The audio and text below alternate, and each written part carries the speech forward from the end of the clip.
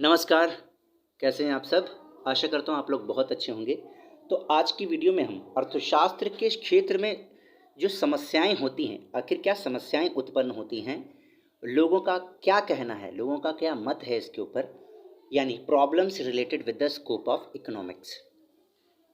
क्या अर्थशास्त्र व्यवहारिक समस्याओं का समाधान कर सकता है? मतलब can economics solve practical problem? क्या अर्थशास्त्र उद्देश्यों के प्रति तटस्थ है? Is economics neutral as regards end? हम एक एक करके इस पर चर्चा करेंगे। सबसे पहले हम बात करते हैं, क्या अर्थशास्त्र व्यवहारिक समस्याओं का समाधान कर सकता है? बहुत सारे अर्थशास्त्री मानते हैं कि नहीं, व्यवहारिक समस्याओं का समाधान अर्थशास्त्र नहीं कर सकता है, लेकिन बहुत सारे लोग कहते हैं बिल्कुल कर सकता है। तो अर्थशास्त्रों में बहुत ज़्यादा मतभेद हैं। कुछ लोग इसको केवल ऐसी मशीन बनाना चाहते हैं जो केवल आर्थिक सिद्धांतों का निर्माण करती है, लेकिन कई सारे लोग कहते हैं आर्थिक समस्याओं के जो वास्तविक समाधान भी हैं वो भी पेश करे अर्थशास्त्री, ऐसा मानते हैं। इसमें जो सबसे पहला पॉइंट है वो है अर्थशास्त्री आर्थिक समस्याओं का समाधान नहीं कर सकता है। ये पहली बात पर हम बात करेंगे। तो इनमें जो आते हैं, प्रोफेसर जेबी से एक प्रतिष्ठित अर्थशास्त्री हुआ, सीनियर भी हुआ, और साथ साथ एक आधुनिक अर्थशास्त्री हुआ, आप जानते हैं वह है प्रोफेसर रॉबिन्स। इन सभी ने अर्थशास्त्र को वास्तविक विज्ञान माना है। जैसा कि हमने आपको बताया था कि इनका कहना है कि आप क्या करिए, इसको वास्तविक विज्ञान मानिए, आप केवल नियम बनाइए। आप ये मत बताइए कि अच्छाई और बुराई क्या है, इसका परिणाम क्या होगा ये बताइए। अच्छाई क्या है, बुराई क्या है, अपना रिकमेंड नहीं करना है जैसे डॉक्टर्स करते हैं, रिकमेंडेशन नहीं देना है, ठीक है। वही बजट वाला, जैसे कर लगाया जाता है तो उसका क्या परिणाम पड़ेगा, मतलब उत्पादन बढ़ेगा, धन बढ़ेगा या घटेगा, ये तो बताएगा, किंतु करों को लगाना वांछनीय मतलब सही है या गलत है, इसके बारे में नहीं बताता है। ये इन अर्थशास्त्रियों का मानना है। इसमें कौन कौन है? जेबी से हो गया, सीनियर हो गए, और आधुनिक अर्थशास्त्री प्रोफेसर रॉबिन्स हो गए। सीनियर तो यहाँ तक कहता है अर्थशास्त्री सलाह का कोई शब्द भी नहीं जोड़ सकता है, मतलब the economist could not add even one word of advice. Senior तो यहाँ तक कहता है। अब दूसरा पॉइंट है कि अर्थशास्त्री व्यवहारिक समस्याओं का समाधान कर सकते हैं। अब बहुत सारे लोगों का कहना है कि अर्थशास्त्री जो है वो व्यवहारिक जो समस्याएं हैं, आर्थिक जो समस्याएं हैं, उनका समाधान किया जा सकता है। एक वीडियो में हम इस टॉपिक पर चर्चा कर चुके हैं। इसमें इसके समर्थन में जो आगे आते हैं वो प्रोफेसर मार्शल आते हैं, पीगू आते हैं, और साथ साथ महात्मा गांधी भी आते हैं। इस पर हम बात कर चुके हैं। इसका जीता जागता उदाहरण है जैसे कि भारत के योजना आयोग, जो आप भारत का नीति आयोग है, इससे संबंधित अर्थशास्त्री केवल योजना के सिद्धांतों का ही वर्णन नहीं करते हैं, साथ साथ ये भी बताते हैं कि योजनाएं कैसी हैं, लोगों को फायदा होगा कि नहीं, लोगों को यूज़ करना चाहिए, इनकी सफलता के कौन कौन से तत्व हैं जो जिस पर ये निर्भर है, ये सारी बातें अर्थशास्त्री बताते हैं। केवल इसके सिद्धांत ही नहीं बखान कर देते हैं, ठीक है। तो निष्कर्ष रूप से हमारे पास दो विचारधाराएं आती है। पहली विचारधारा जो है वो सैमुअल्सन मानते हैं सही या गलत उद्देश्यों से संबंधित मूल प्रश्नों को विज्ञान के द्वारा निश्चित नहीं किया जा सकता। मतलब सही, ये तो बात इन्होंने सही कहा है। इनके कहने का मतलब है सही क्या है, गलत क्या है, उद्देश्यों से संबंधित जो मूल प्रश्न है वो विज्ञान के द्वारा आप हल नहीं कर सकते हैं। बिल्कुल सही बात है। एक वैज्ञानिक या एक विशेषज्ञ के रूप में अर्थशास्त्री को आर्थिक कार्यों के परिणामों को बताना चाहिए।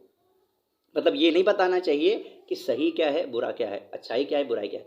प्रोफेसर बोल्डिंग भी कहता है कि अर्थशास्त्री चुनावों का अध्ययन करता है, उनका मूल्यांकन नहीं करता है, ठीक है। ये प्रोफेसर बोल्डिंग कहता है।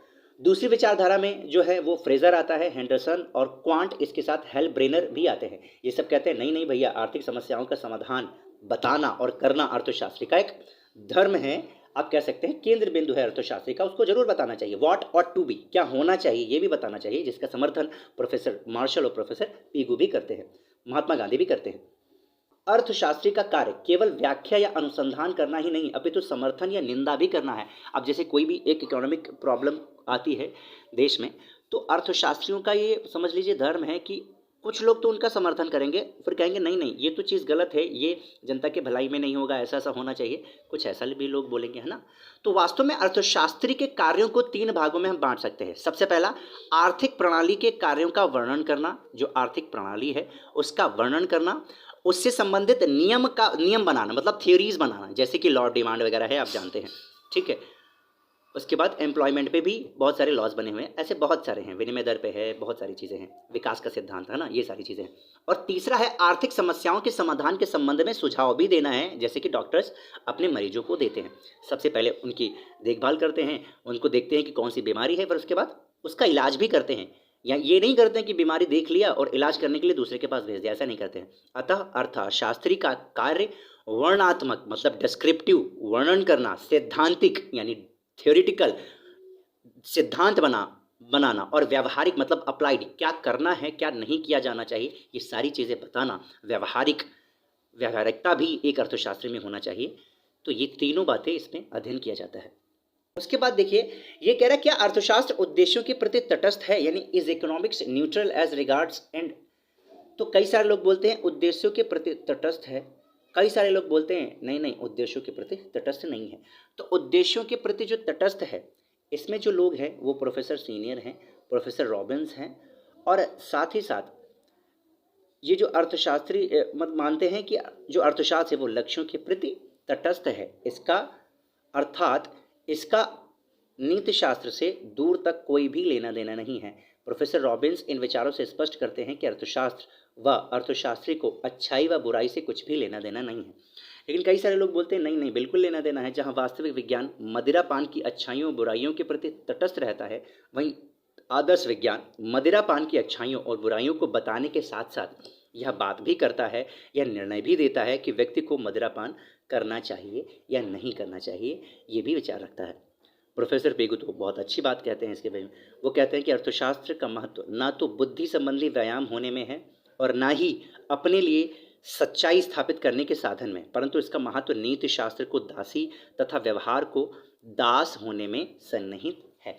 तो ये थी वीडियो की इसकी जो इससे संबंधित जो समस्याएं हैं उन पर हमने बात की।